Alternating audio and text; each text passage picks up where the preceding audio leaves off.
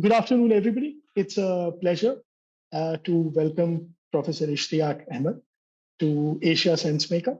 Asia Sensemaker is a series where we have informal conversations, but of seminar quality. And this conversation is going to be interesting for two reasons. One, Professor Ahmed is a scholar, but more than that, Professor Ahmed has just visited India, where he has talked about a range of issues, and perhaps he would try to get some of that flavor of those conversations into this. So Professor Ishtiaq Ahmed was born in 1947, a few months before the creation of the state of Pakistan. In 1985, he did his PhD from Sweden, and the PhD, interestingly, was on the theocratic nature of Pakistan as an Islamic state. From then on, Professor Ahmed has been an academician. He retired in 2010 from his chair in political science. And from 2010, he has been an emeritus professor. And however, he maintains to have an interesting academic output and also a popular output. He's an author of various books, the latest of which is this tome of a book, highly recommended, called Jinnah: His Successes, Failures, and Role in History. The book came out 3 years ago, and ever since then, it has been a topic of conversation.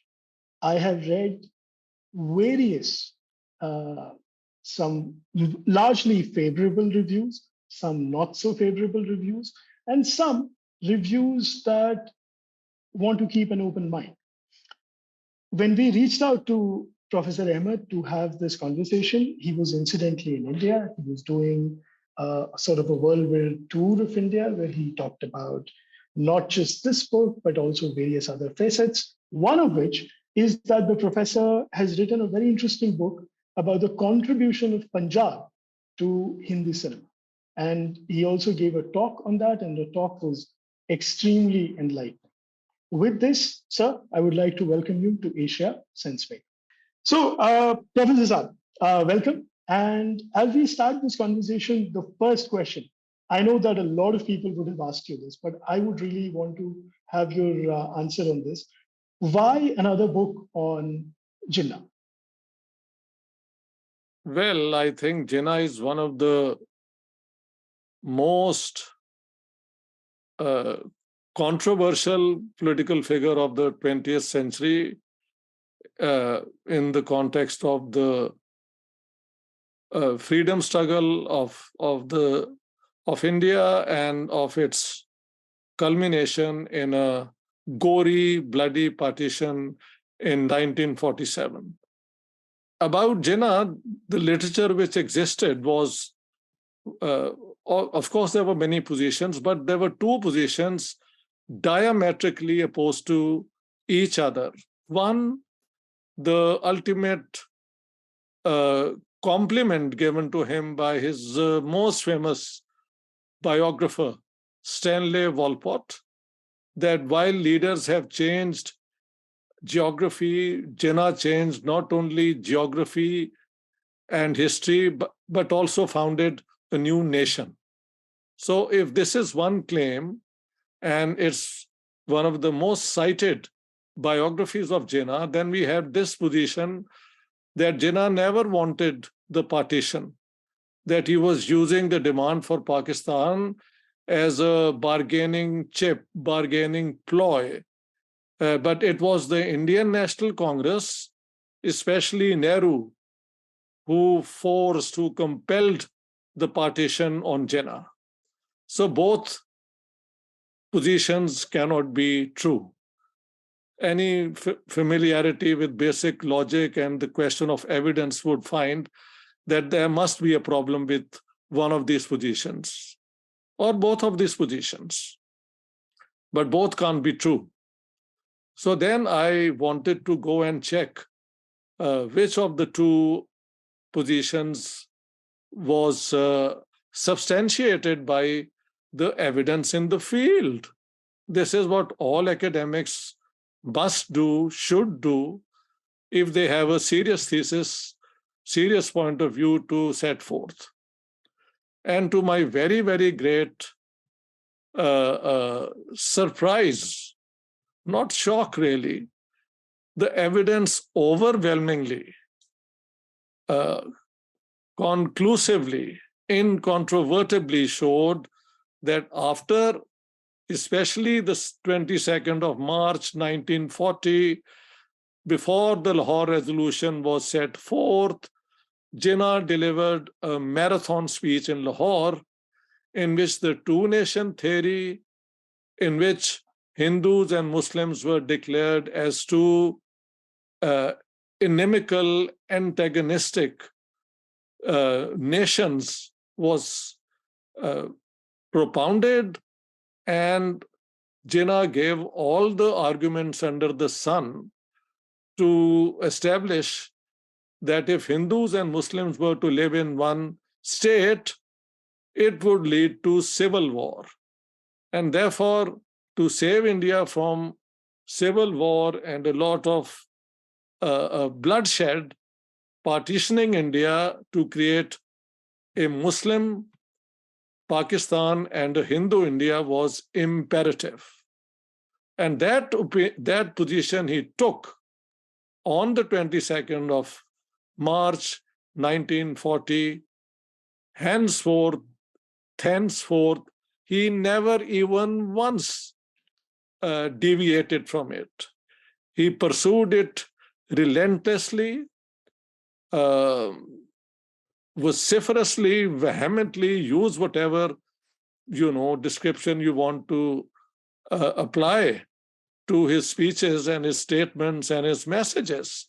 All of them reiterate ad infinitum that without partition, Islam will be annihilated. These are Jinnah's words. Muslims will be obliterated. These are Jinnah's words, unless Pakistan comes into being. So the thesis, which somehow got very popular in the left quarters of Pakistan, as well as in the right quarters of India, Jaswant Singh and even Mr. Advani, saying that Jinnah was secular and so on and so forth. I found that these were completely baseless and could not be supported by the facts in the ground. And this brings me to the question. In fact, as you concluded your thought there, you talk about, are you referring to the book by Aisha Jalal, which you also mentioned in your... Yes. So this is a very interesting point around the Jinnah scholarship, because there seems to be a very, although there was one commissioned book by the Pakistani government on Jinnah, and then the rest of the literature tries to paint Jinnah with a halo, and the people on the other side, be it Mahatma Gandhi, be it Nehru, as being largely antagonistic, petty-minded, power-grabbing people. But that's not the sense one gets from your book.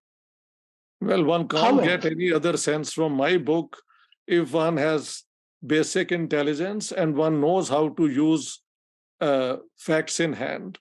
I've quoted Jinnah. So from the horse's mouth, unless you have some psychological theory that what somebody says in the public is not what he really intends, and one can get away with hoodwinking people, for 7 years, unless one has some such crazy idea, the facts fly in the face of Aisha Jalal's thesis. I don't know how she got that thesis approved by Cambridge of all the places, because if you have her book in your hand, just have a look. None of Jinnah's speeches, his statements or messages are quoted, cited, paraphrased anywhere in the book. And she got away with murder in terms of academia by pleading this thesis. How she managed is beyond my understanding, but that's the fact. And this is what I was coming to. So my question was that in Aisha Jalal's book, and this is something that becomes very clear, because when you read about Mahatma Gandhi in 1909 writes a book called Hind Swaraj, where he lays out an idea of India, and then he works systematically in expanding that idea. Jawaharlal Nehru has Discovery of India, Jawaharlal Nehru writes letters, speeches. Jinnah is none of these things, right? He's not a people's politician. He is always at a distance. He doesn't really write. He does not write an op-ed. He does not write editorials. He does not really write letters. So as a political scientist, getting into history, writing this tome of a book, with your background in political science, with your work on Pakistan as a garrison state, partition of Punjab, how do you deal with this dearth of first person literature, but systematically integrating the speeches, the talks, the conversations? What kind of a picture emerges of Jinnah, the leader? Well, Jinnah, the leader, was very determined. I think he had a real problem in connecting his ideas, his positions with its implications, its ramifications, how it will ultimately affect people in the long run. And the example I gave is that after having become the Governor General of Pakistan, he pleads with the High Commissioner to Pakistan from India, Sri Prakasha, that tell Nehru, and I've quoted the original book from where this is given, tell Nehru that my house in Bombay I built brick by brick, and it's very dear to me. It should remain my property, and that it should be rented out to Europeans. So no Indian, Muslim, Hindu, Sikh, Parsi, or anyone. And I should receive rupees 3,000 as the monthly rent. Now you tell me, saying this at a time when millions of people had been uprooted, and of them, at least 1 million had been killed in the most horrific ways, and there were refugees camps on both sides, to not connect with this demand for the partition of India and then go for his own house and his own property. There must be a serious disconnect between the positions he took to win his case and accepting the ramifications and the responsibility of what followed from it. So for me, Jinnah was a lawyer hell-bent on finding all arguments he could to bring about the partition of India, even the balkanization of India. I've given ample proof of that. Whereas in this book, you will find Gandhi ji and even Jawaharlal Nehru, Abul Kalam Azad actually pleading with him that let's form a coalition government. This is in 1940. And Jinnah writes back to him that you are a renegade to Islam, you are a showboy of the Congress, and resign from the Congress and join the Muslim League. There is a story going around in India that if Subhash Chandra Bose was at the other end from the Congress, Jinnah would have agreed to some sort of solution within India. And that also is absurd because Bose had left in 1941 and he was not relevant anymore to the direction of the freedom struggle. And I've quoted in my book in 1938, Bose was then the president of the Indian National Congress. And he wrote in reply to Jinnah that we do recognize that the Muslim League is a major party of the Muslims, but we can't accept that it's the only party of Muslims because there are all other parties. And you know what Jinnah writes to him then? That you need not only to accept that the Muslim League is the only party of the Muslims, but that the Congress is a party of Hindus. Now, I don't find that a very conciliatory communication with Subhash Chandra Bose. So all this mythology which is being fostered on both sides, when put to the test of the facts, stands no ground.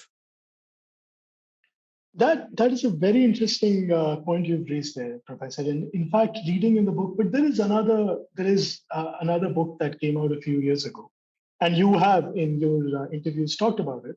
Venkat Dhulipala's Creating a New Medina. Yeah. And in that book, you see that there was this demand for a sort of an idea of Pakistan emerges from the landowners, the Muslim landowners, and that demand largely coalesces into what is now Pakistan. However, something I've always wanted to understand is Jinnah. He's not an empathic leader, as you have just pointed out. He was much more concerned with his house and the rent. He's not a great orator. He was not really somebody who could speak in Hindi or vernacular or Urdu. How does this person become the most important leader of Muslims in India? How does that happen? I mean, we know that he was supported by a lot of people, but you have a Liaquat Ali Khan, who even as a prime minister, and you write in your book, sits as a minister, and the governor general takes all the decisions. So, how did this happen? And I would really like to know, because I think you have a theory about it. Well, first of all, there were some natural reasons for that. Sir Shafi, who was one of the leaders of the All India Muslim League, actually one of the founders of the Muslim League, he died in 1932. Then another contender for the leadership of Muslims, Sir Fazle Hussain, also from Punjab, he died in 1936. He had founded the Punjab Unionist Party, which swept the elections in 1937. Okay, but he died a year earlier. Then we had Sir Agha Khan, who for some reasons had withdrawn from the Muslim League in 1934.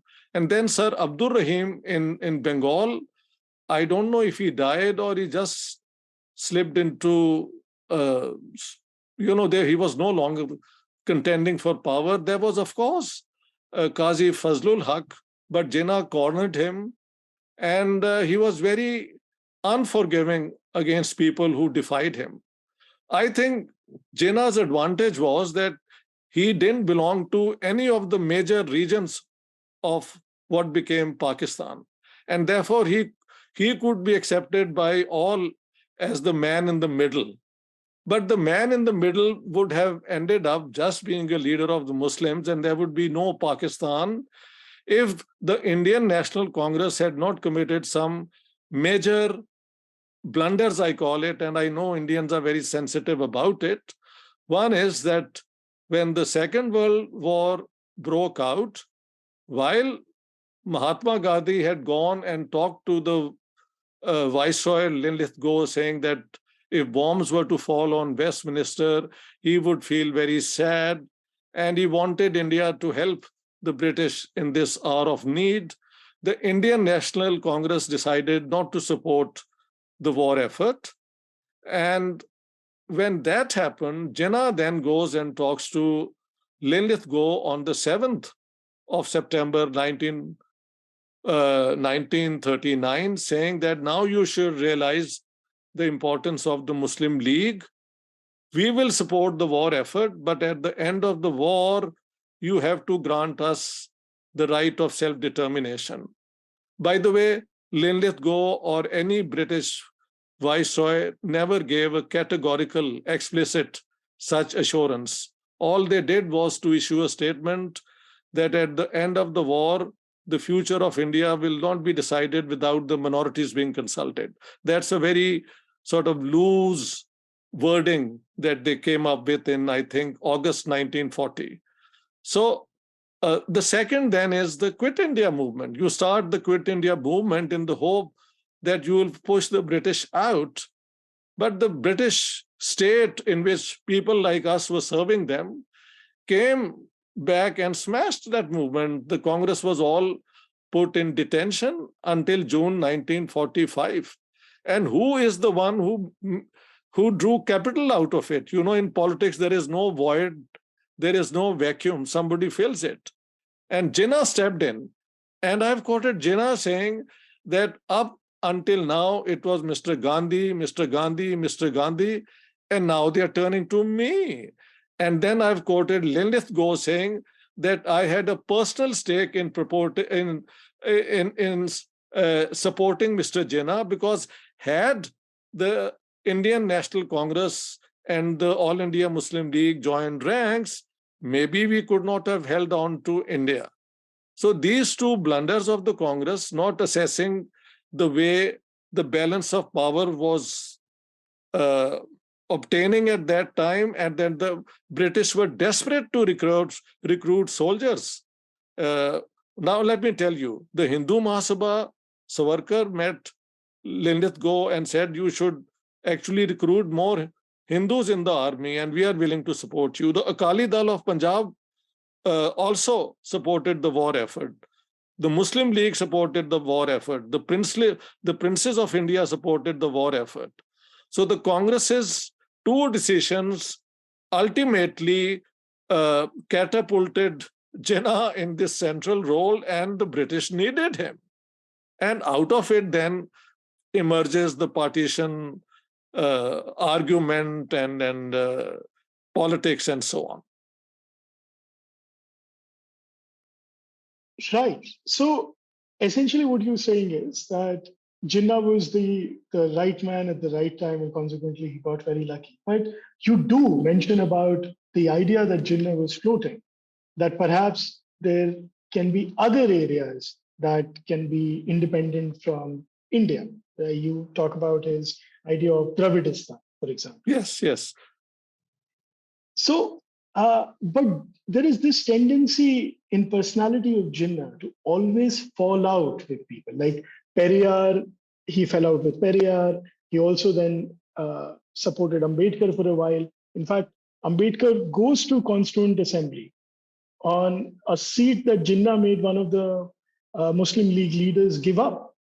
But he always Jogendranath falls. Mandal, I know. Yes, yes, yes. So he always falls out with the people that he's supposed to be leading. Yeah. How was it that without some sort of help and support from the British, and this is what I'm trying to ask you, how important were the British in establishing this Pakistan project? Because that is one of the things you are referring to in the book as well. I think that's another holy cow that I've killed, because all research which goes on in between India and Pakistan is blaming either Jinnah or Nehru or Gandhi as if there was no third party with its own objectives in mind. And I don't find that at all intellectually, academically a sound position, except that if you seek patronage of British universities, you better keep quiet. Because I have quoted documents from the transfer of power, including that of the British military, where this discussion goes on for a long time. And finally, they say that, and this is on the 12th of May, 1947, that Mr. Jinnah has showed an interest in joining the Commonwealth, whereas Hindustan may go its own way.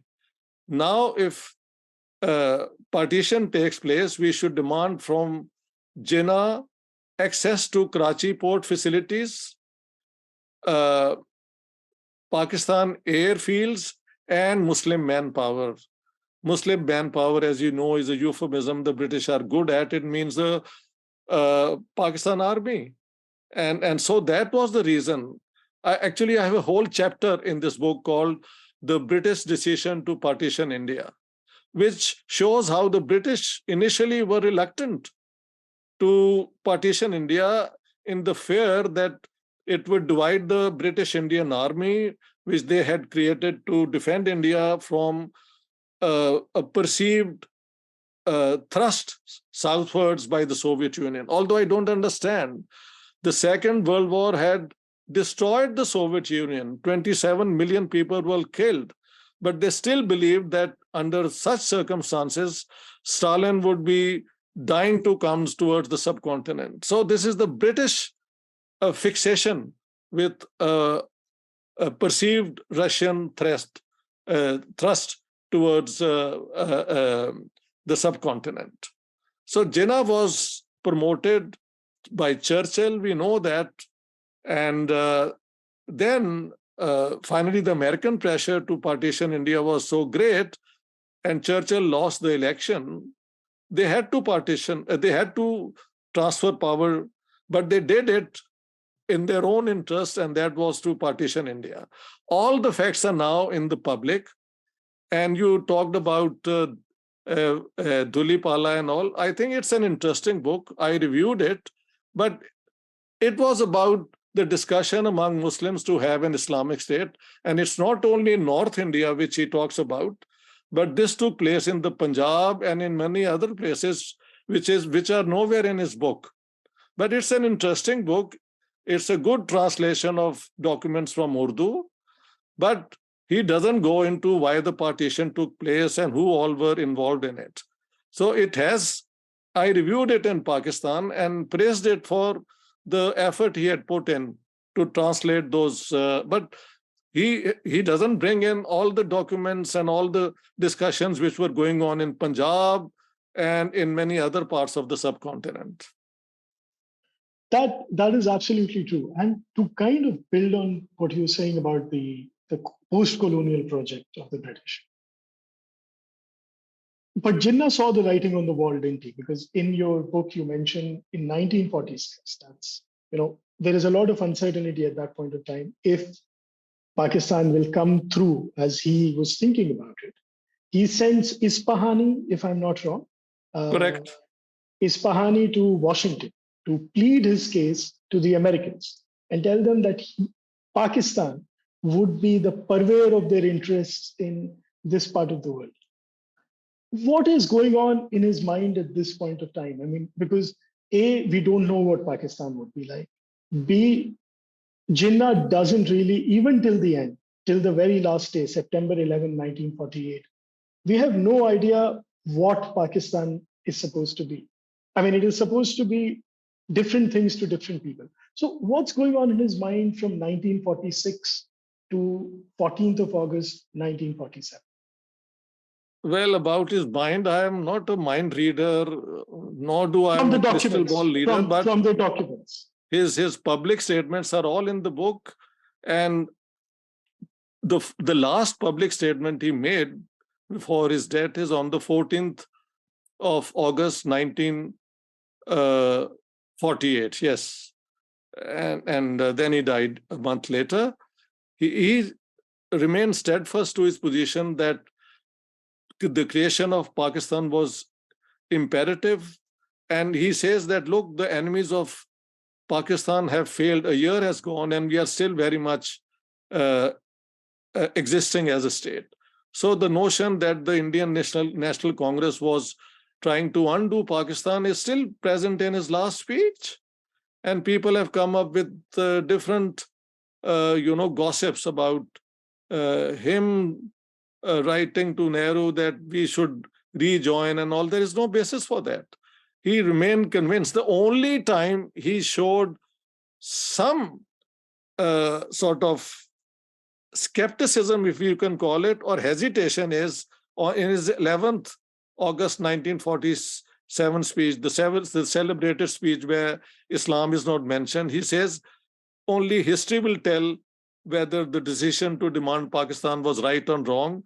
But then in the subsequent speeches, he says that the creation of Pakistan was the right thing to do. So he believed that the creation of Pakistan was the right case he fought for. The reasons were a combination of political disappointments and personal vendetta, I would say, against Mahatma Gandhi. I think Jinnah strongly believed, if I were to read his mind, a number of incidents took place, and Walport has mentioned some of them. If you want, I can repeat them if you like.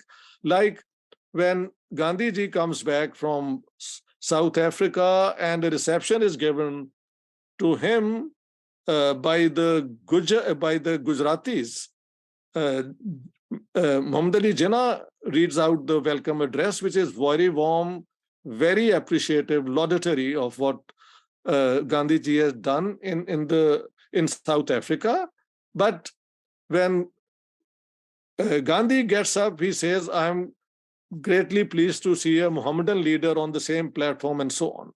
Now, Walport argues that Jinnah felt slighted, diminished by being declared a Mohammedan leader.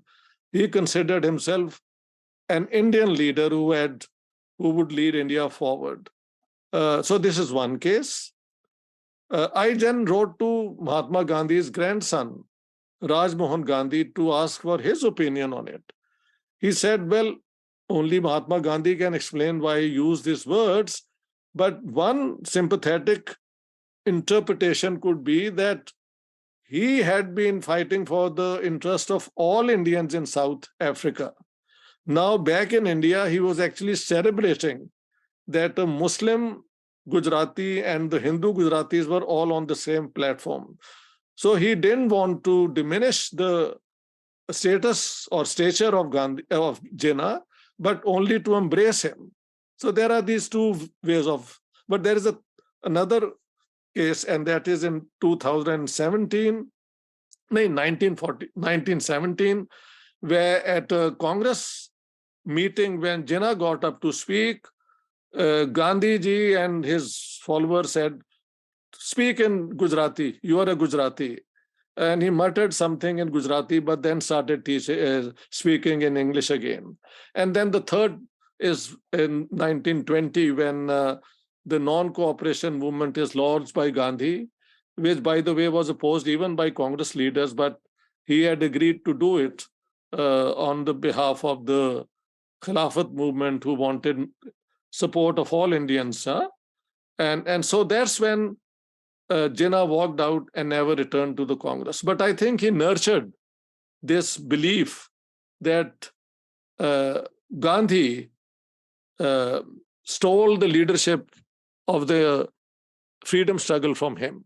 And I've given his speeches from 1945, going back, reverting to this idea of Gandhi being a fascist and somebody crooked and so on. He could never forgive Gandhi until he was shot dead, I think. And then, mercifully, in the last statement he made on his assassination, he doesn't call him a Hindu leader, he calls him a great leader. So personal reasons do matter for politicians, as they do it in our lives. Yeah.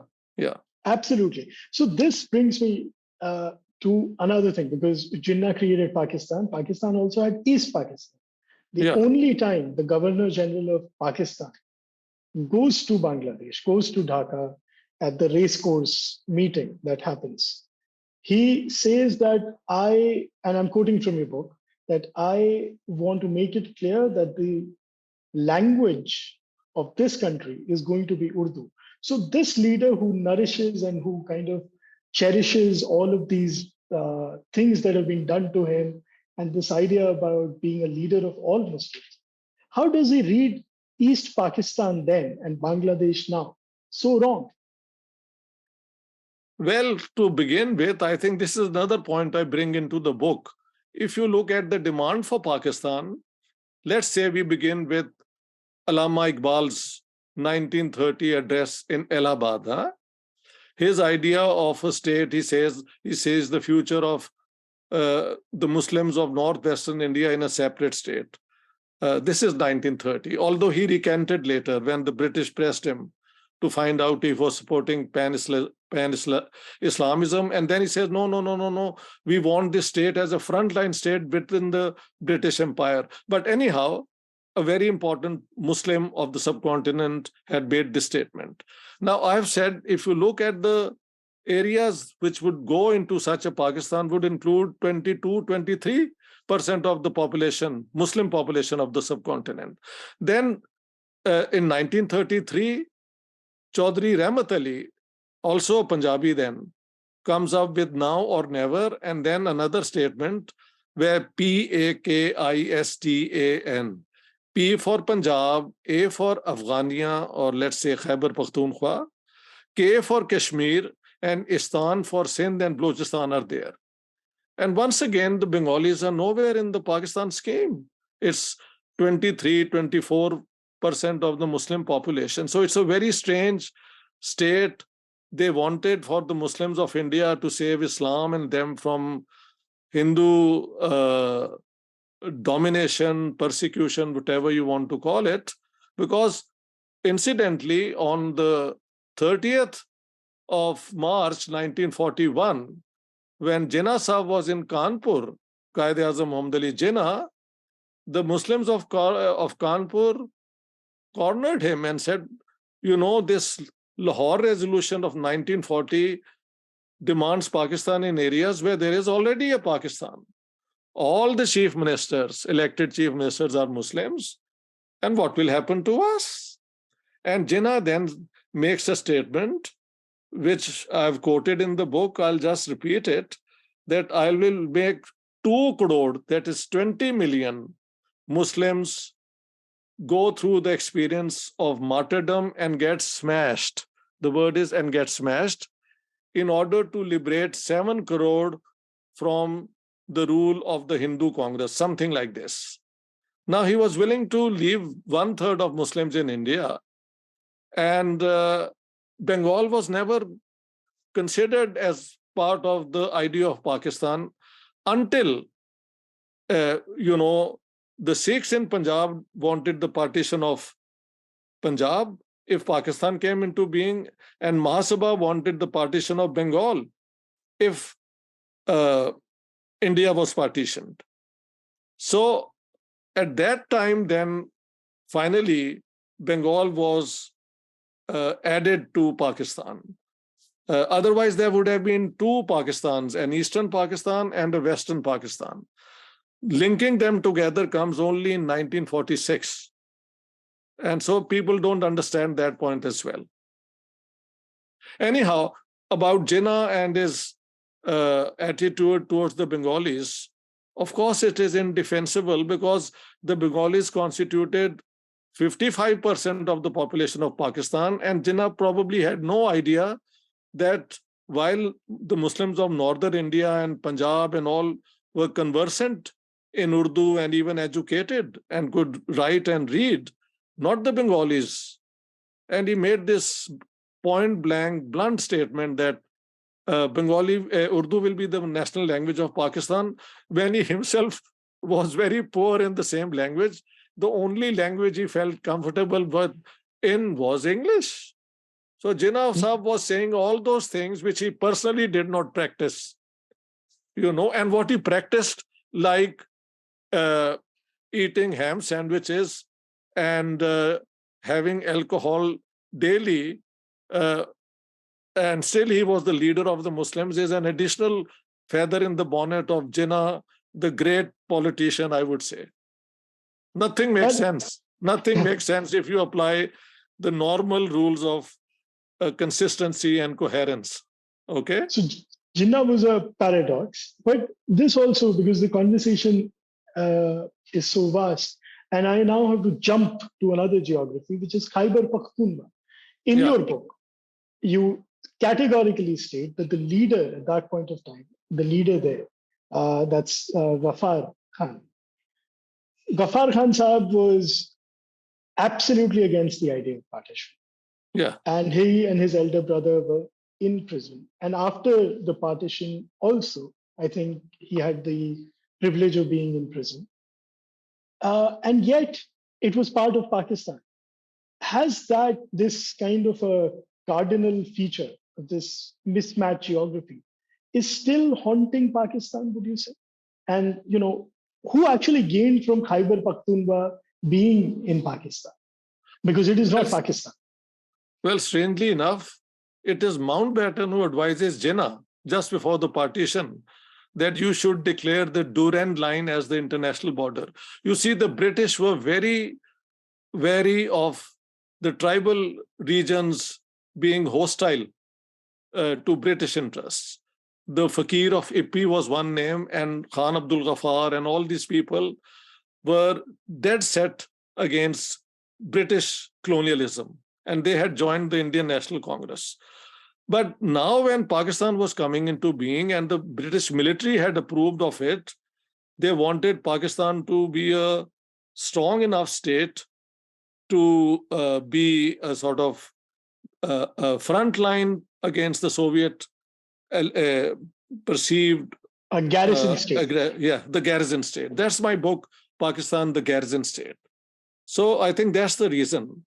Right. One tragedy of the Pashtuns was that they wanted to be a part of India, but their borders didn't touch India once the partition, 3 June partition scheme was announced and the way the areas were defined in that plan.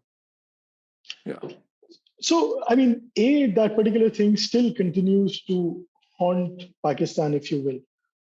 Is that one of the things you would call, because the subtitle of your book or the sort of extended title is Jinnah, His Success, Failures. So was that a failure on Jinnah's part, the ability to not integrate this idea of Pakistan as a whole? Well, that's a major failure, but I think his major failures were, first of all, not to be the leader of all Indians because he wouldn't go for mass politics.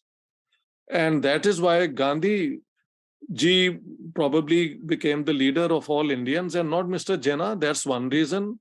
Then he wanted the whole of Punjab and Bengal, but that logic also flied in the face of his own thesis that Hindus and Muslims are two nations and can't live together peacefully. Then how areas in Punjab and Bengal, which were predominantly non-Muslim, why should they remain in Pakistan? So he couldn't come up with an argument whereby he could convince anyone that they should be in Pakistan if Hindus and Muslims were two antagonistic nations.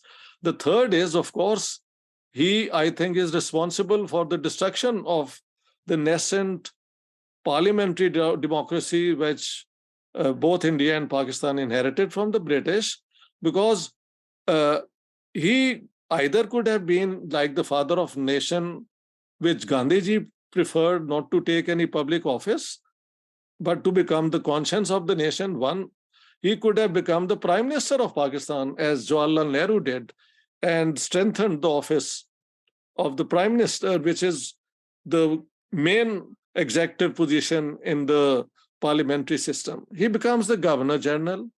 And then 3 decisions of his. One is the dismissal of the elected government in Northwest Frontier. The second one was even more bizarre because, you see, before partition, Karachi was the capital of Sindh. Now, the Urdu-speaking people who settled in Karachi and became the major players in the first government that Pakistan was, the first cabinet which was founded in Pakistan, they advised Jinnah, and Jinnah agreed, of course, that Karachi should be declared federal territory. And they told the Sindhis that you pack up and leave and find another capital for your province. So when Koru resisted it, he was thrown out of power. And then the third thing we have already discussed, going to Bengal and telling them that Urdu will be the sole language of the Pakistan state. All 3 came to haunt Pakistan. So that's also a failure. A democratic system is based on the consent of the people on an inclusive model. And Jinnah had no such consistent idea. I've shown in my book that you can quote Jinnah quoting classical Islamic sources, Sharia, Quran, and that Islamic law covers all sectors of society: international law, criminal law, personal law, individual, whatever, You have Jinnah saying this, making promises to Pir Manki Sharif, making the ulama in Punjab, the Barelvi, go out and propagate Pakistan as an Islamic state. And then he tells a more Western educated people that Pakistan will be a Muslim democracy. And then one speech, 11th August, where Islam is not mentioned. On the contrary, he makes a very secular statement. In this great state of Pakistan, Hindus will cease to be Hindus and Muslims will cease to be Muslims, not in a religious sense, because that is a matter of private faith, but as citizens of the state. Now, wasn't this already proposed in 1928 by the Motilal Nehru report. And I want to see a single Congress document deviating from a secular India, uh, which required Muslims to have a separate state, because otherwise it would be a Hindu Rashtra or whatever. The Congress had no such uh, program to create a Hindu state. It's too well known for me to present all the evidence here again. And so saying this shocked everyone. And both Wolpert and Hector Bolito, who was commissioned to write his first biography, say that the people were astounded. What was Jinnah saying now? For 7 years, he had said just the opposite. But my argument is that Jinnah was par excellence a person as a political leader to sense the circumstances. And he realized that if India were to throw out all the Muslims from India into Pakistan, 35 million would be expelled, of which, let's say, 30 million come to West Pakistan, 5 million Biharis and maybe Eastern UP going to East Pakistan, which was very poor at that time. 30 million would be too many. And Pakistan will come crashing down, because Pakistan at that time was on West Pakistan was only 33.7 million. An equal number adding to it with no, resources of their own and so on, that would be the end of Pakistan. So he made this statement to convince the Indian government not to do what they were doing to Muslims in West Pakistan. By the way, let me come to the rescue of Jinnah.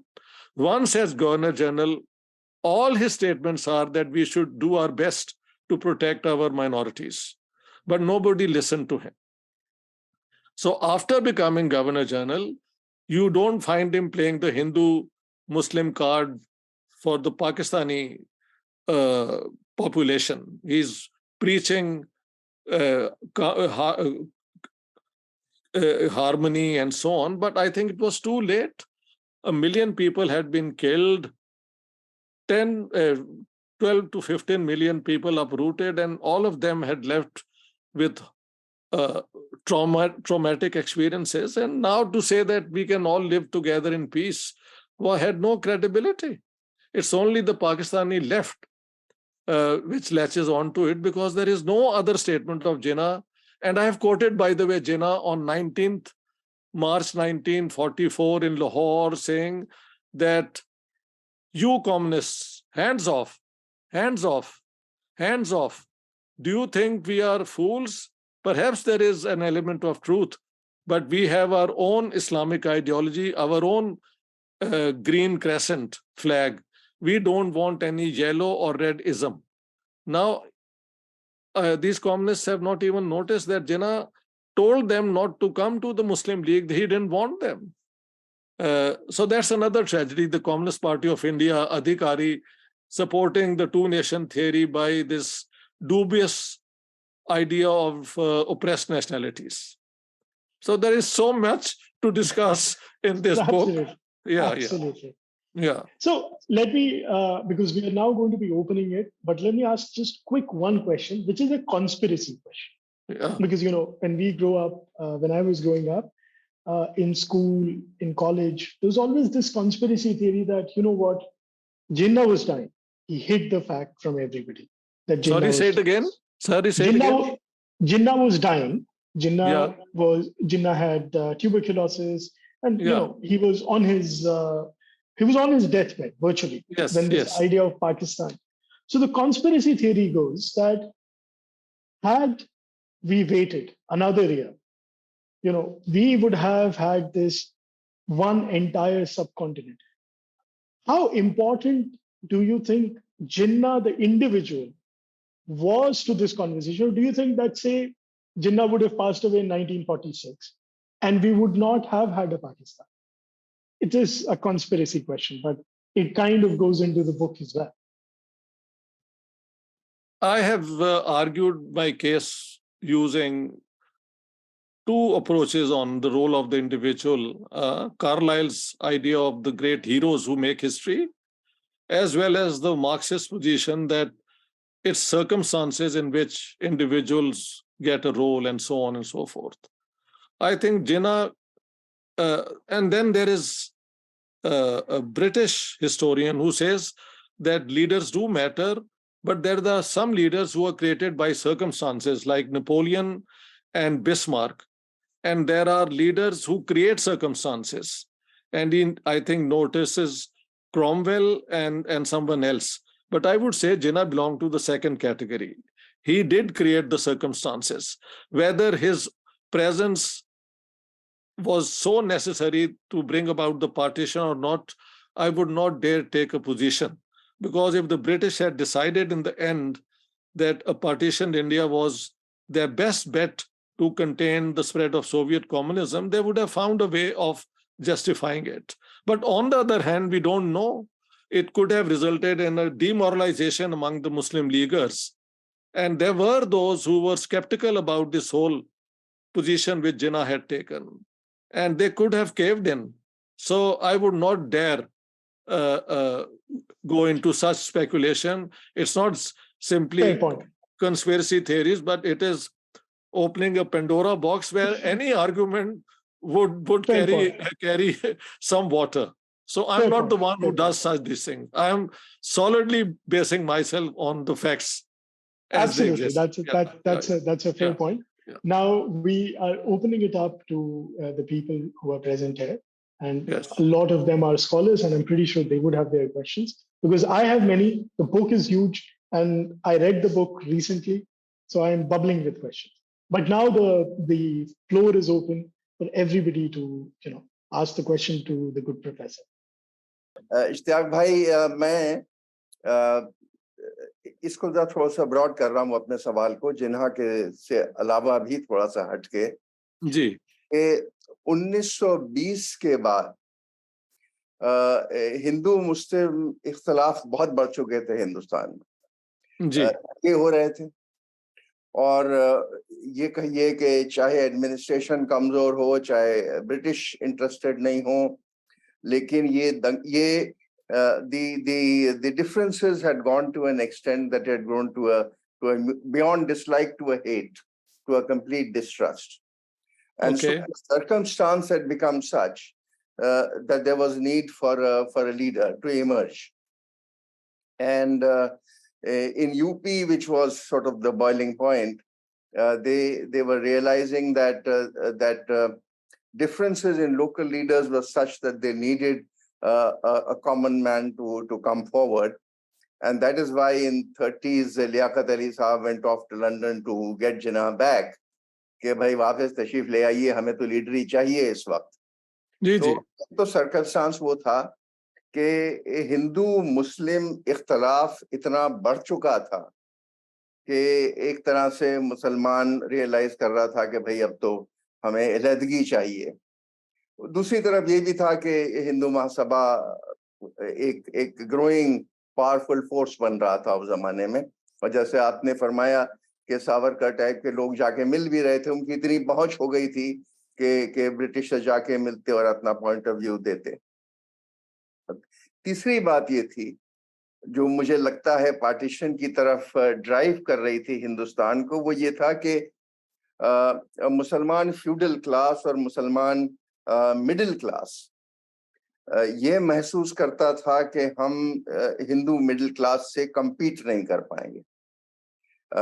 Hindu middle class ज्यादा पढ़ा लिखा था, निकल रहा था. आपके पास तो क्या एक अलीगढ़ यूनिवर्सिटी शुरू हुई थी, इधर छोटा मोटा जामिया शुरू हुआ था, लेकिन जहां तक पढ़े लिखे लोगों की बात है, क्योंकि ज्यादातर उत्तर प्रदेश और बिहार में तो ये तमंचेबाजी और कबूतरबाजी और शिकार कर रहे थे, और दूसरी तरफ बहुत गरीब लोग थे. तो एक सिचुएशन निकल के आ गई थी मुस्लिम जहन में कि एक हम compete नहीं कर पाएंगे, और माइनॉरिटी बन के रहना, जिसको आपको ख्याल होगा मौलाना आजाद ने 1942 में जब वो स्पीच दी थी जामा मस्जिद पे कि आपको गलतफहमी है कि आप माइनॉरिटी हैं इस मुल्क में.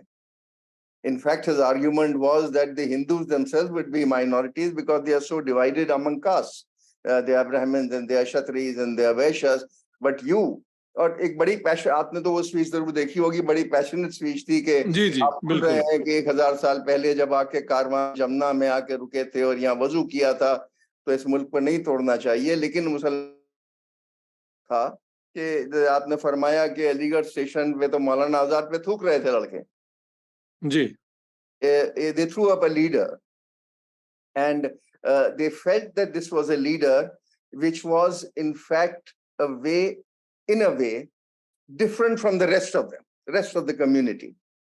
You know, he was well spoken, he was well dressed, he was extremely well to do, he was a wonderful barrister. So all that came into play in making Jinnah Sahab the accepted leader of the community. So what I was coming to is that the thrust towards the inevitability of partition was a tremendous growing distrust or dislike and hate between the Muslims and the Hindus after 1920. The growing popularity or the force put in by the Mahasabha. Jinnah as a unique person who comes in as a different man to provide leadership. And finally, एक सवाल जो आपने communist से किया, communist के बारे में किया, तो कम्युनिस्ट तो बहुत डिसअपॉइंट हो गए थे बहुत जल्दी पार्टीशन के बाद। वो फैज साहब का शेर है कि ये दाग दाग उजाला ये शब गजीदा सहर, इंतजार था जिसका वो सहर तो नहीं। So the communists had a broken heart very soon after partition. That's what I wanted to say, sir. बात यह है कि मैं तो आपसे एग्री कर रहा हूँ सारी बातों पे। मसला ये है कि जो उस जमाने में जो हुआ वो थोड़ी सी बैकग्राउंड में जाना चाहिए। 1936 में लखनऊ में सबसे पहले ये अंजुमन तरक्की पसंद मुसन्निफीन का इजलास हुआ, जहां पे उन्होंने वही जो उनका है anti imperialist anti colonial programme पेश किया। उसके एक हफ्ते के बाद जवाहरलाल नेहरू जो थे अपना उस जमाने में president of Indian national Congress के, उनकी जो स्पीच है मेरे ख्याल से वो टर्निंग पॉइंट है जिसमें आपकी बात और मेरी दोनों की बात कन्वर्ज करती है। वहां उन्होंने कहा कि एक आजाद हिंदुस्तान में हम जिम्मेदारी सिस्टम खत्म कर देंगे और हिंदुस्तान को Soviet experiment of building socialism की लाइट में रिकंस्ट्रक्ट करेंगे। अच्छा, जब उन्होंने ये तकरीर की तो कांग्रेस के कई लीडरों ने रिजाइन कर दिया था कांग्रेस से, इंक्लूडिंग सरदार पटेल, कृपलानी, डॉक्टर राजेंद्र प्रसाद, राजगोपालाचारी, ये सारे they said we don't want an India which would be leftist or Soviet or your वो। तो Mahatma Gandhi had to plead with them कि आप वापस आए। और जब 1937 का नया स्पीच है अपना जवाहरलाल नेहरू की एज प्रेसिडेंट, तो उसमें है कि democracy and freedom of India is our main aim but ultimately we will build socialism. तो इस तरह उन्होंने उस चीज को अकोमोडेट किया। लेकिन जब ये हुआ इसके पीछे एक बैकग्राउंड भी है कि इन्होंने मुस्लिम लीग में लैंडलॉर्ड्स की कंस्टिट्यूएंसी, जिन्ना साहब का क्या रोल है उसके अंदर। 1937 में सेंट्रल असेंबली के अंदर एक बिल पेश किया गया पंजाब से, कोई एम अब्दुल्ला साहब हैं। I have been trying to trace के कौन थे वो, मुझे मिल नहीं सका। वो बिल ये था कि शरिया के मुताबिक मुसलमानों की जो है ना प्रॉपर्टी वो इनहेरिटेंस लॉ अप्लाई होनी चाहिए, क्योंकि आप भी जानते हो और मैं भी जानता हूं 2 shares of a son 1 share of a daughter. लेकिन हिंदुस्तान के अंदर स्वाय चंद छोटी कम्युनिटीज के कस्टमरी लॉज अप्लाई होते थे जो हिंदुओं में भी थे, और सारी प्रॉपर्टी जो है वो मेल औलाद को मिल जाती थी, लड़कियों को सिर्फ वो शादी में जो डाउरी डूरी होती है, and that was the end of it.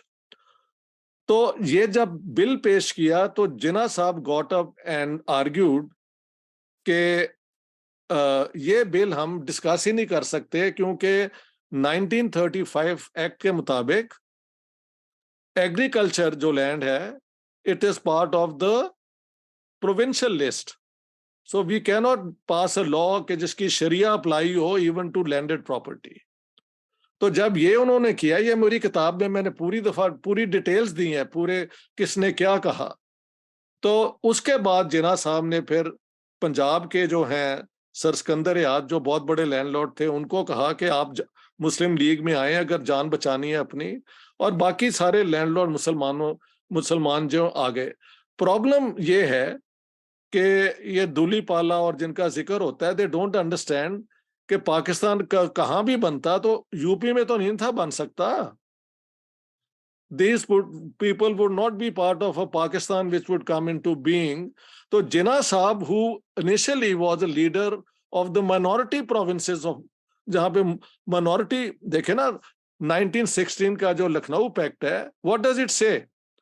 कि जहां जहां मुस्लिम माइनॉरिटी में है उनकी डबल कर दी जाए रिप्रेजेंटेशन, और पंजाब और बंगाल जहां पे मुसलमान मेजॉरिटी थी उनको इन्होंने डिफ्लेट करके कम कर दिया, जिसके ऊपर अलामा इकबाल और ये सर फजले हुसैन मुस्लिम लीग के खिलाफ हो गए कि भाई हमारी यहाँ पे हुकूमत बनते बनते आप रुकवा रहे हैं। तो बाद में Jinnah sahab then becomes the leader of the Muslim League's demand for Pakistan, जो कि मुस्लिम मेजॉरिटी प्रोविंसेस को फेवर करेगी। यूपी के जो लैंडलॉर्ड हैं वो तो वहां ही रहे, या वो जो आ गए। ये दूसरी सी बात कि हम compete नहीं कर सकेंगे उसमें नौकरियों में, और that point I think is to be granted, but one rider is still important. Muslims पढ़ाई लिखाई के हवाले से तो पीछे थे, फाइनेंशियली इकोनॉमिकली भी पीछे थे हिंदुओं से, इसमें कोई शक नहीं। लेकिन ब्रिटिश पॉलिसी के मुताबिक ब्रिटिश इंडियन आर्मी में 38 to 42% जो फौज थी वो मुसलमान थी, जबकि मुसलमानों की परसेंटेज 1941 के सेंसस, जो लास्ट सेंसस हुआ है, उसमें 25% के हाँ थी। तो दे वर ओवर रिप्रेजेंटेड।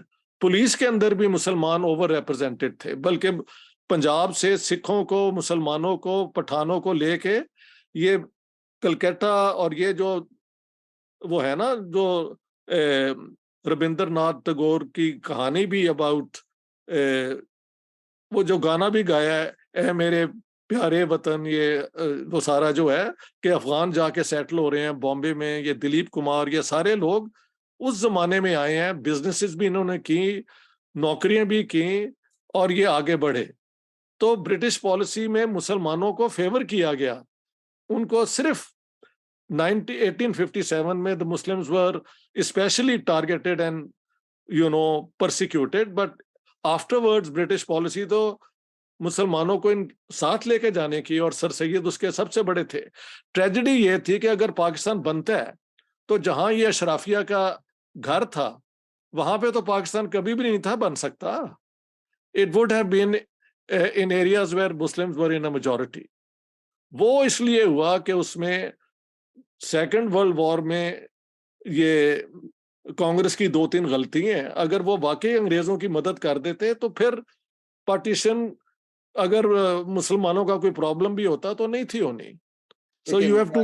हाँ जी, मैं ये अर्ज कर रहा था आपसे कि कांग्रेस का एक प्रपोजल बीच में आया था कि पॉलिटिकल बॉडीज में हमारा रिप्रेजेंटेशन करा दिया जाए, रिजर्वेशन करा दिया जाए। एक से ये काफी बड़ा मसला हल हो जाता।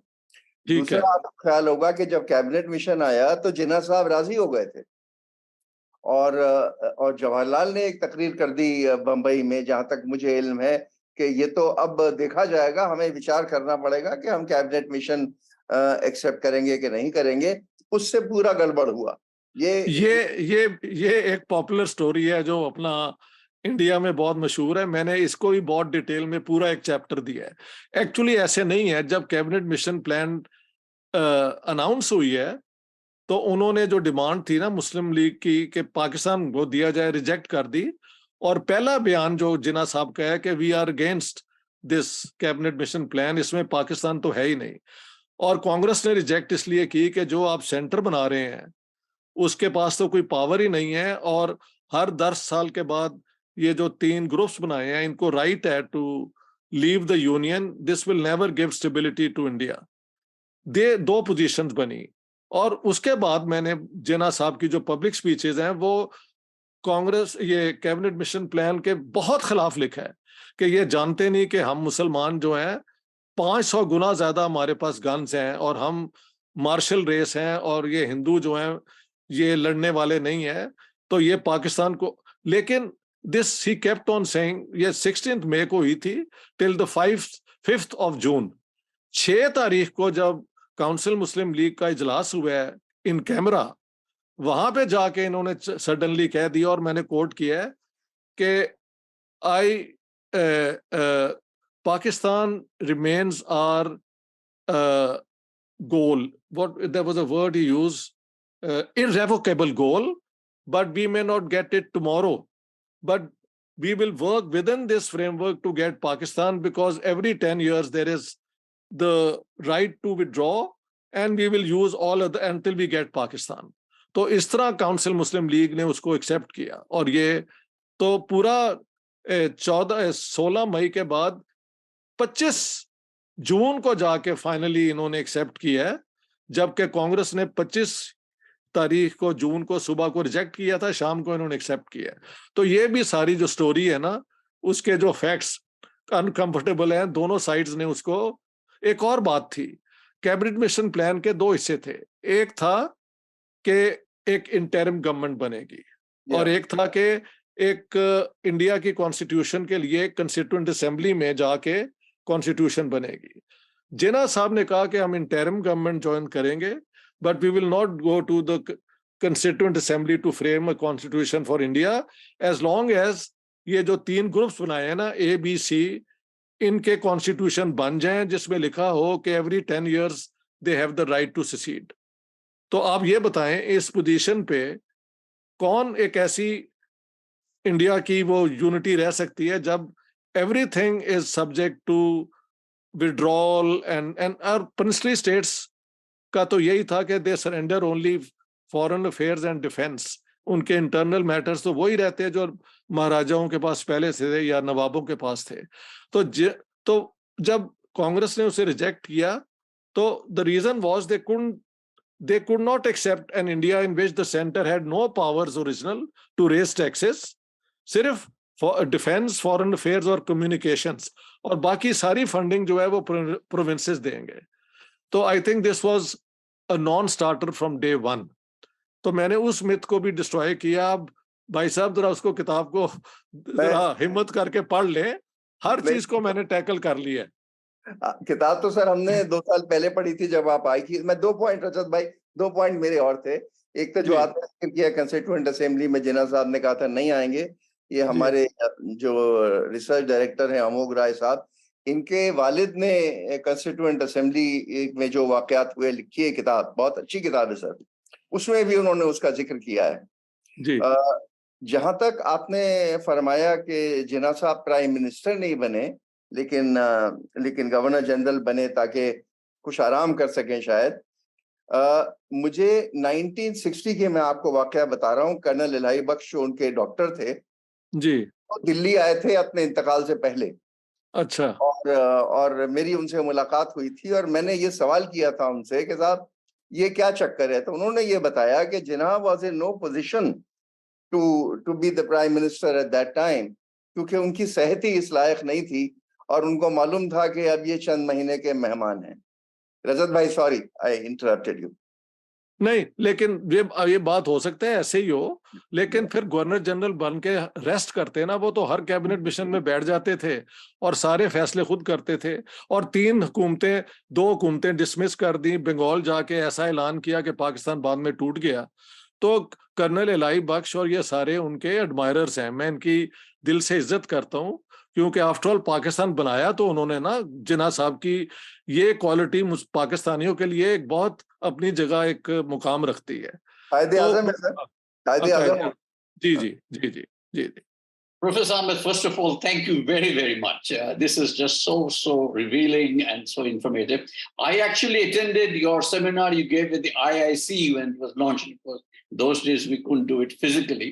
So I'm having the second time pleasure of hearing you. And it's still just as interesting, revealing, important. Professor Ahmed, you know, everything you've said, and you're such a great scholar, and it's so informative, analytical. So I don't want to dwell on that. वो तो आपने लिखा है, बोला है, and you continue to do that.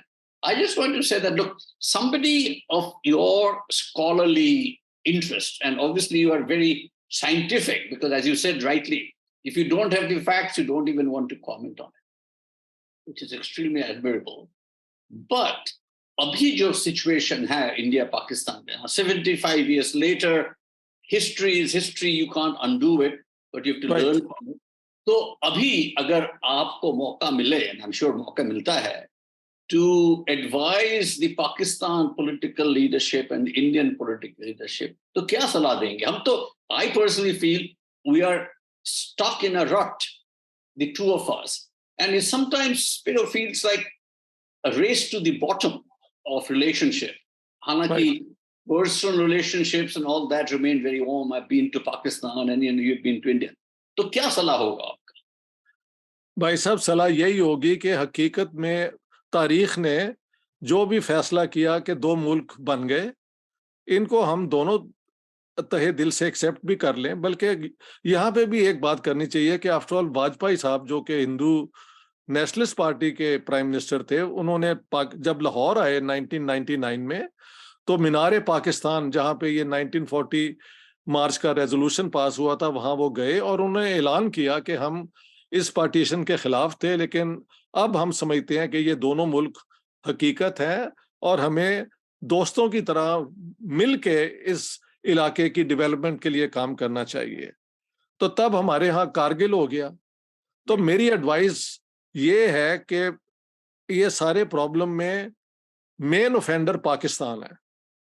अगर गिना जाए, इंडिया की गलतियां भी मुझे अच्छी तरह पता है, अब तो I am no longer in India, तो I can speak about them a bit more openly. लेकिन if you look at the positions taken, India ने कई कोशिशें की कि ठीक है, दो मुल्क बन गए हैं, अब हम दोस्ताना माहौल में रहें और ट्रेड शुरू करें, लोगों का आना जाना हो। देखिए अभी तक, वैसे बाय द वे, मैं जब इंडिया आया हुआ था तकरीबन 3.25 महीने, तो बेंगलोर में मैं मिला डॉक्टर देवी शेट्टी से, जो एक बहुत बड़े हार्ट के सर्जन है, और वो पाकिस्तान से जो कंजेनिटल हार्ट प्रॉब्लम होता है ना बच्चों का पैदा, उनको वहां से लाते हैं, उनका इलाज करते हैं, उनके वालदैन या उनका भी पूरा, ये यहाँ के लोग ही उनका करते हैं, और वो फिर जब उनका ऑपरेशन हो जाए तो वापस भी जाते हैं विदाउट चार्जिंग देम एनीथिंग।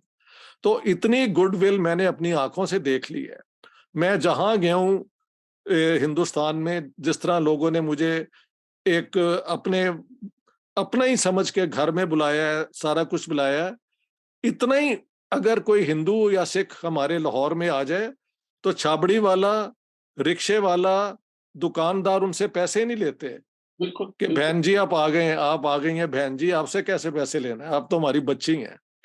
तो जहां तक लोगों का ताल्लुक है, जो इस नेशनल नैरेटिव से इंडोक्ट्रिनेट नहीं हुए स्कूलों में और कॉलेजों में, उनके दिल में वही स्पॉन्टेनियस फीलिंग है जहां पे कल्चर, जहां पे जुबान, जहां पे एक शक्लें सूरतें हमारी एक जैसी हैं, फर्क तो कुछ है नहीं।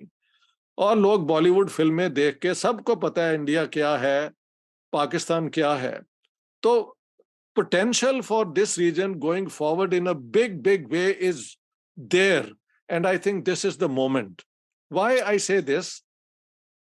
Because 13 जनवरी से लेके 17 मार्च तक मैं पाकिस्तान में था, और ठीक है लाहौर मेरा होम टाउन है, लेकिन इस्लामाबाद, लाहौर, कराची, सरगोदा, हैदराबाद, सिंध, जो बातें मैं आप लोगों से कर रहा हूं, मैं जब खड़ा हो जाऊं ना, तो then I speak the same. I am not the type who would deviate at all to accommodate some, to appease the gallery and so on. मुझे किसी ने तंग नहीं किया, पीपल वर वेरी सिंपैथेटिक। और तो और मैंने महात्मा गांधी की जो कलकत्ता में उन्होंने इतने मुसलमानों की जानें बचाई, जब ये बताया सिविल सर्विस एकेडमी को, तो जो हमारे ब्यूरोक्रेट्स ऑन प्रोबेशन थे, उन सब ने ताली मारी, उनको पता ही नहीं था कि ऐसी भी सर्विसेज हुई हैं। तो वहां पे भी I have been able to at least और मुझे ISI से लोग डरते हैं सब. मैं भी, to be very honest, when I came I was under a lot of stress, लेकिन उन्होंने मुझे कहीं तंग नहीं किया. So I could say these things. वहां पे मेरी अपनी अंडरस्टैंडिंग है कि पाकिस्तान को समझ आ गई है कि जिस नैरेटिव पे उन्होंने इस स्टेट को चलाया है वो अल्टीमेटली नहीं चल सकती. उन्हें भी अपने नेबर्स के साथ नॉर्मल रिलेशंस करने होंगे, अफगानिस्तान के साथ भी करने होंगे. मतलब ये जो तालिबान है इनको सिर्फ पाकिस्तान ने और एक दो अरब मुल्कों ने सपोर्ट किया था, लेकिन जब तालिबान पावर में पहली दफा थे और वो पाकिस्तान पे डिपेंडेंट थे, तब भी पाकिस्तान गवर्नमेंट कन्विंस नहीं कर सकी कि वो डोरियन लाइन को जो है ना इंटरनेशनल बॉर्डर मान लें. तो इन सारी चीजों के अंदर पाकिस्तान को जो टेररिज्म, एक्सट्रीमिज्म, जिहाद का फलसफा, जो एक जगह तो जिहाद हमेशा जुल्म के खिलाफ होना चाहिए, ये टेरिटोरियल एक्सपेंशन का दौर गुजर गया हुआ है. और इधर इंडिया के अंदर मैं नोट करता हूँ भी एक लॉबी है जो whenever I make a video उन्होंने नीचे गालियां मुझे देनी होती हैं कि मुस्लिम ये इंटेलिजेंट है, ये मुस्लिम जो है ये अकल की बात भी कर सकता है. They are so rude all the time. So there is, I know, India के अंदर भी एक वो सेल है ये अपना हिंदू एक्सट्रीमिस्ट का, जो इसका काम ही है मुसलमानों को, पाकिस्तानियों को और इंडियन मुसलमानों को टारगेट करते रहे. ये भी आपकी स्टेट इसको रोक सकती है. Vote bank politics all right, but targeting A minority, जो कि बाबर ने जो किया है वो आज के किसी मुसलमान से बदला लेना, ये कहाँ की अकल की बात है. But basically I think the onus rests with Pakistan. If Pakistan is willing to correct itself, India should be willing to extend a hand in friendship. That's my position. Certainly hope Professor so. Ahmed. Certainly hope so. Professor Ahmed, we are getting a lot of questions. Sir, do you have a question? No, please. Do you have a question? No. Okay. So many questions. We can't monopolize, Professor Ahmed. Right. Please let the youngsters come in. Right. So I actually have got a series of questions. I'm going to ask the latest one first. The question is, it's from a stellar journalist who refuses to show himself. What are your observations about nation state as an institution in today's world? Considering that you are a political scientist. Yes. First of all, this question that I am a political scientist, as if a political scientist should not talk about history, makes no sense to me. Because what is history if not compressed politics in time? मुझे तो ये समझ नहीं आती है क्या लोग. But that is the point. But that is the point that Professor Jalal has made. Because she doesn't have a good argument, तो यही बेचारी वो करती है. उसके पास तो कुछ बात नहीं है करने को. वो मेरे साथ बात नहीं करती. हाँ, मैंने कहा यार आओ मुकाबला कर लेते हैं, ये भी हम आर्ग्यू कर लेते हैं. Anyhow, coming back to your question, देखें नेशन स्टेट का कॉन्सेप्ट अगर तो होना इंक्लूसिव, जो है द फ्रेंच मॉडल और जो इंडिया का मॉडल था कि all those who are born on a territory ipso facto are members of the nation, it's called inclusive nationalism. That is positive type of nation state, but it should not be simply formal and decorative but also substantive. तो मैं समझता हूँ India के अंदर जो minorities हैं उनको protect करना is as much the duty of the Indian state as of others. And हर एक को हक होना चाहिए अपनी मेरिट पे, अपनी एजुकेशन पे आगे बढ़ने का. आफ्टर ऑल इंडिया ने एक और बड़ा कमाल किया था कि जो हिस्टोरिकली डिसएडवांटेज आपके वो सोशल क्लासेस हैं उनके लिए आपने रिजर्वेशंस ली. तो ये वो इंडिया है जो हम चाहते हैं और मजबूत हो. It and a nation state should be a state where all those who live on that territory have equal rights and equal obligations. इसीलिए मैं एक बात इंडियन मुसलमानों को भी कहता हूं कि यूनिफॉर्म सिविल कोड में भी ये बीजेपी की तरफ से आई है, but I don't care. When it is applied to everyone, it will benefit Muslim women as much as any others.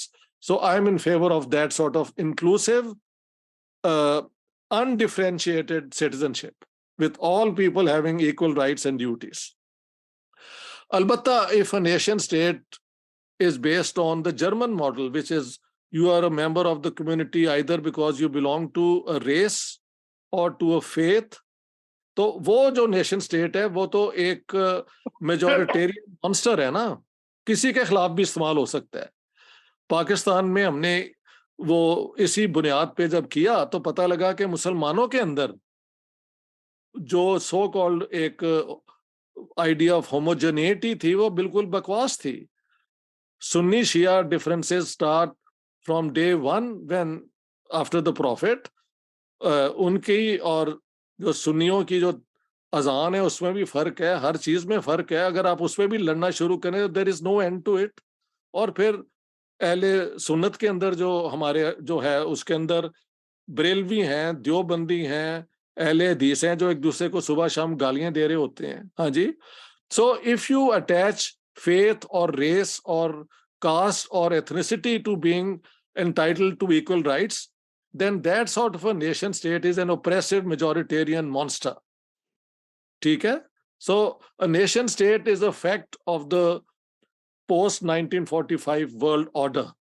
हाँ, कल को जब ग्लोबलाइजेशन ये कर देगी कि आप आसानी से इधर उधर जा सकें तो maybe we would have no need, लेकिन आज बॉर्डर्स भी हैं, बॉर्डर कंट्रोल्स भी हैं, लेकिन people who live within them should be entitled to the same rights and to the same obligations also descend upon them.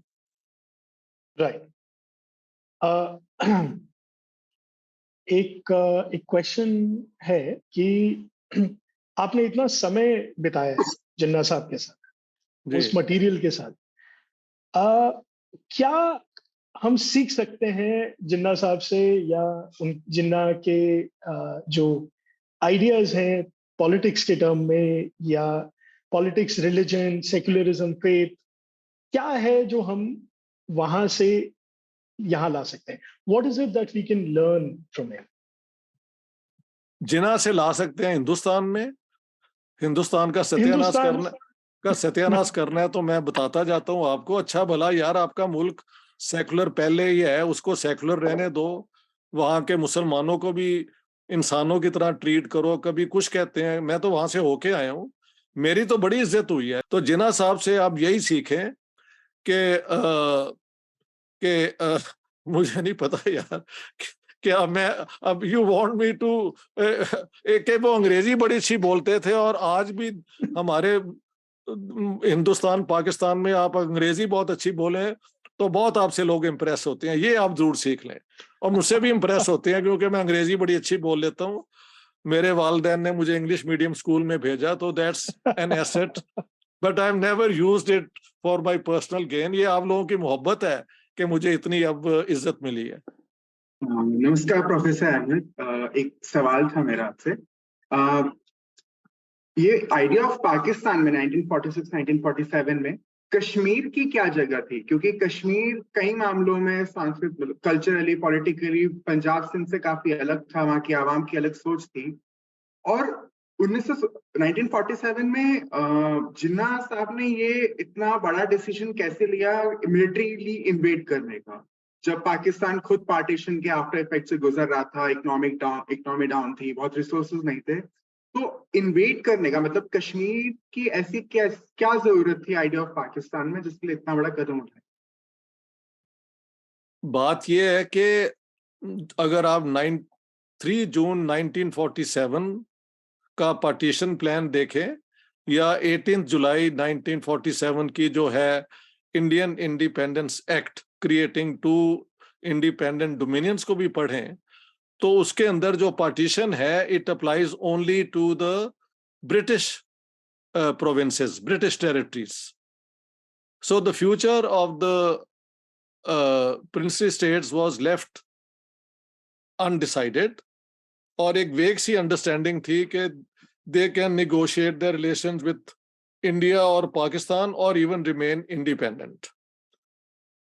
इस situation को Congress की पॉलिसीज उससे पहले जो नजर आती हैं, देखें मुस्लिम लीग ने कभी किसी प्रिंसली स्टेट में मुस्लिम लीग पार्टी नहीं बनाई, इंक्लूडिंग वो जो है कश्मीर, वेयर एज कांग्रेस ने उससे पहले ही ये जो प्रिंसली स्टेट्स में उनमें अपनी कांग्रेस पार्टी के ना यूनिट्स खोल दिए हुए थे।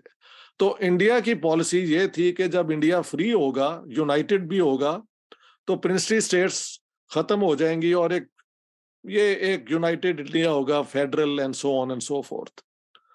तो जो प्रिंसेस थे उसको जिन्ना साहब ने इस तरह अट्रैक्ट किया कि टिल द वेरी एंड, मसलन 12 अगस्त 1947 को जब कलात ने अपने आप को इंडिपेंडेंट डिक्लेयर किया, तो जिन्ना पाकिस्तान एक्सेप्टेड कलात्स इंडिपेंडेंस डिक्लेरेशन।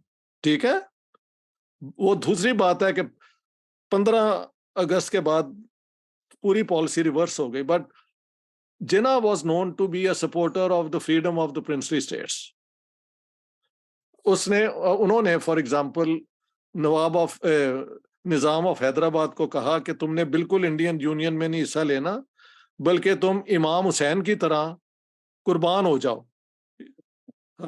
और मैं कहता हूँ यार, लोगों को इमाम हुसैन से सिखा रहे हैं और खुद नेहरू को कह रहे हैं मेरा घर किराए पे दो और 3,000 रुपया मुझे मंगाओ। आई डोंट अंडरस्टैंड कि जिन्ना साहब की आर्गुमेंट्स को कहाँ मैं डील करूं seriously. Anyhow, coming back to your question on Kashmir, उसमें भी मुझे यूं लगता है कि एक तो थी ना अमेरिकन प्रेशर के leave India united and balkanisation के खिलाफ थे American. I have given that evidence as well. The British जो थे कंजर्वेटिव्स, मतलब चर्चिल वाज नॉट एग्रीइंग कि ये जो है ना 18 जुलाई का जो है इंडियन इंडिपेंडेंस एक्ट, उसमें उनको वो इंडिपेंडेंट इंडिया और पाकिस्तान कहें। उसके इंसिस्टेंस पे कहा गया independent dominions of India and Pakistan, because he was still hopping कि ब्रिटिश कंट्रोल इंडिया पे रहेगा। But he had lost the elections और the British economy was in tatters. It was the Americans who were paying the salary of British officers. इनका इतना बुरा हाल था, इतनी rationing थी। तो फिर जो है उन्हें पार्टीशन करनी पड़ी, और लेकिन वो future of princely states was left undecided. अब होता क्या है कि जो है नवाब ऑफ जूनागढ़, वो on the advice of Sir Zafarullah Khan and Sir Shah Nawaz Bhutto, इनके कहने पे he accedes to Pakistan, whereas Junagadh was about 313 kilometers from Karachi. तो बिल्कुल बेमायनी सी एक एक्सेशन थी जो कि पाकिस्तान गवर्नमेंट ने 13 सितंबर को एक्सेप्ट कर ली। So once you accept that the ruler has the right to decide the future of his princely states, you establish a precedent. अब सिंध का कश्मीर का क्या इशू था? Whereas Junagadh had 80% Hindu population and maybe 19% Muslim population, it was the other way around. 74% were Muslims and the rest were Hindus, but the ruler was a Hindu Dogra. And Hari Singh hated Nehru because Nehru was linked to Sheikh Abdullah, और शेख अब्दुल्ला और नेहरू ये land reform के बहुत बड़े supporter थे। और कश्मीर के अंदर जो है कश्मीर वैली में भी लैंड ओनरशिप ज्यादा ये हिंदुओं के पास ही थी। मुसलमान बेचारे गरीब ही थे। हाँ जी, और जम्मू में तो थे ही डोगरों के पास सारी जमीन। तो and he was not fond of Jinnah, but he hated Nehru. लेकिन हुआ क्या कि he wanted to remain independent. उनके जो अपने थे अपना प्राइम मिनिस्टर कक, who was a Kashmiri Brahmin, he is on record advising Maharaja Hari Singh कि you accede to Pakistan or have good relations with Pakistan. और पाकिस्तान के साथ उन्होंने स्टैंड स्टिल एग्रीमेंट भी कर लिया, लेकिन कहा जाता है कि पाकिस्तान ने फिर जो था ना सप्लाईज ऑफ थिंग्स वो रोक दी जब तक कि ये कश्मीर का फ्यूचर डिसाइड नहीं होता। इन हालात में हुआ क्या है, सबसे पहले पुंछ में हिंदुओं और सिखों पे हमला किया। मुसलमान जो थे ना कश्मीर आर्मी में और जो ब्रिटिश आर्मी से डीमोबिलाइज हुए थे, उन्होंने हमला किया। और उसके बाद मीरपुर में और मुजफ्फराबाद में हिंदुओं सिखों पे हमले हुए, जो फिर जम्मू के अंदर मुसलमानों पे फिर महाराजा ने अपनी फौज लगाई, और according to the Muslims of Jammu who in large number came to Pakistan, Sialkot और ये और वो तो कहते हैं 2 लाख लोग मार दिए, लेकिन कुछ फिगर्स 30,000 की भी हैं. So it was a massacre of Muslims in Jammu, but उनकी डेट है 6 November 1947 as the black day for Jammu Muslims. But Poonch में ये अगस्त या जून से शुरू हुआ, फिर ये मीरपुर और मुजफ्फराबाद में हिंदुओं और सिखों पे हमले हुए. एट दैट टाइम ये पाकिस्तान की उन्होंने फौज को वो कपड़े कुपड़े पहना के और ट्राइबल्स को भेजा कि आप जाके ना आज़ाद कराएं. इनको कोई खबर होगी कि कश्मीरी जो है वो अपराइजिंग हो जाएगी, क्योंकि हम भी मुसलमान हैं और वो भी मुसलमान है, वो हो ना सकी. और महाराजा जो है उसको he had to decide the future, तो he appeal to the Indian government कि मेरी मदद करें. उन्होंने कहा पहले you sign the bill of accession, only then we can come to your support. तो 2 दिन हमारे जो ट्राइबल्स हैं, मेनली वजीरी और ये जो ट्राइब्स हैं, इन्होंने वो कौन सी बाल यार, एक शहर है यार, अब मुझे श्रीनगर से ओनली 45 किलोमीटर, वहां पे ये लूट मार करते रहे हैं जी. मुजफ्फराबाद नहीं, वो तो इधर है, ये मैं कश्मीर वैली की बात कर रहा हूँ. एनी हो, वहां पे ये लूट मार करके वो सारे ट्रक भर के तो नॉर्थ वेस्ट फ्रंटियर भेजते रहे. और जो पाकिस्तान के अपॉइंटेड गवर्नर थे नॉर्थ वेस्ट फ्रंटियर के, सर जॉर्ज कैनिंगम ने, उसने कहा कि जब मैंने ट्रक ये लूट मार से लदे देखे, मैंने कहा कि अब पाकिस्तान हैज लॉस्ट कश्मीर. क्योंकि फिर जो कश्मीरी मुसलमान भी थे इनिशियली, वो पाकिस्तान के इस हमले के खिलाफ हो गए थे. तो जिन्ना साहब को देखे, एक और बात है जो इंडिया में नहीं कही जाती, आज आपके सामने कर दूं. On the 1st of November, Mountbatten came as Governor General of India to Lahore to discuss ये partition के जो issues बन रहे थे, where he offered कि we can have plebiscite in Junagadh, Hyderabad and Kashmir. And who rejected it? Mr. Jinnah. Why? He knew he can't win in Hyderabad and Junagadh. About Kashmir, although it was 74% Muslim, but इनको कहा गया होगा कि हम मुसलमान जो हैं बेहतर फाइटर होते हैं, तो बात ही कोई नहीं, और कश्मीरी मुसलमान तो हैं ही मुसलमान. Plus he could not be sure कि कश्मीर वैली जो कि अब्दुल्ला के हाथ में थी would vote for Pakistan. So going for the military option was what made sense to him, and he sent these people in. But then in December 1947, Prime Minister of Pakistan Nawabzada Liaquat Ali Khan और चौधरी मोहम्मद अली जो उनके finance adviser थे, they went to Delhi. और emergence of Pakistan में चौधरी मोहम्मद अली जो बाद में prime minister बने पाकिस्तान के, वो कहते हैं कि डिस्कशन स्टार्टेड ऑन कश्मीर और ये और वो, and Sardar Patel said, why do you keep talking about Junagadh, let us settle Kashmir and Hyderabad. You keep Kashmir and we keep Hyderabad.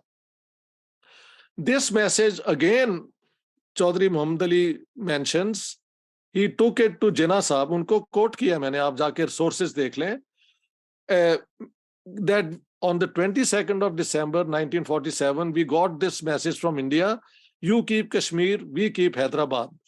तो वो कहते हैं कि when I took this message to Jinnah Sahab, Mr. Jinnah did not seem to be interested. And then he writes, Jinnah, the great tactician, it seems, was playing for some higher stakes regarding the future of princely states, but obviously he did not succeed. और वो क्यों succeed नहीं हुआ?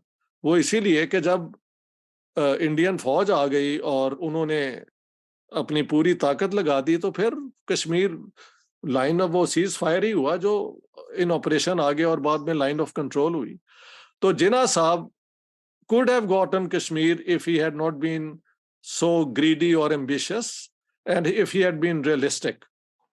he miscalculated, so that's another failure. आपने कहा ना failure गिनाते जाएं तो उसका तो जिक्र ही कभी नहीं होता. मैंने वो सारे failure अपनी किताब में डाल दिए हैं, and this is among them. आता आता कश्मीर हमारे पास नहीं आया. अब तो आने के वो चांसेस भी नहीं रहे प्रोफेसर अब साहब. क्या चांस है यार, अब क्या चांस है, अब क्या चांस है. Any last words before we close, because हमने आपका 1 घंटा 40 मिनट ले लिया and you've been very gracious with it, but with a promise that you'll have to come back, and I think you are bringing out another version of the book. That's what you said in some of your interviews. नहीं, not another version. देख लो यार, ये Urdu Oh. Translation आ गई है, Urdu translation.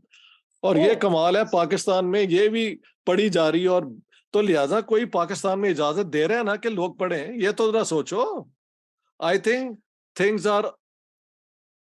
things can change if we hold on to our sanity and our sense of proportion and our sense of responsibility, and not rock the boat, by anti-Pakistan, anti-Muslim जो बकवास वहां पे होती है और जो हम करते हैं वो भी बंद होनी चाहिए.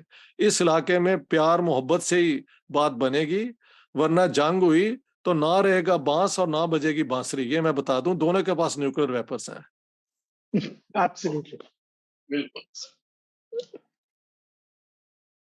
इसी के साथ we are about to close. मैं इसलिए close करना चाहता हूँ because we are about to breach that 1 hour 45 minute Zoom time. आपका Professor Jung would like to close the session as the chair. Thank you very much, sir, from my side for giving your time today. Having just returned back. My pleasure. हमने आपका बहुत बहुत लिया.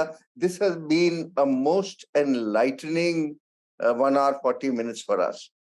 So I have to really thank you, and I must thank Amogh for his study of your book. We lost him for a few days at Asia because he was reading your book. But thank you very much, Amogh, for these very incisive sort of questions. Rajat Bhai, thank you for your time. You were a busy man. And Ishtiaq Bhai, thank you so much, and all you guys at Asia. Thank you very much. बहुत बहुत शुक्रिया आप सब दोस्तों का, सब भाइयों का. Let's meet again. ठीक है जी, इंशाल्लाह. We will hold you to it, Professor Ahmed. Absolutely. All the best. All the Goodbye. Please take care, sir. Khuda Hafiz. खुदा हाफिज जी, खुदा हाफिज.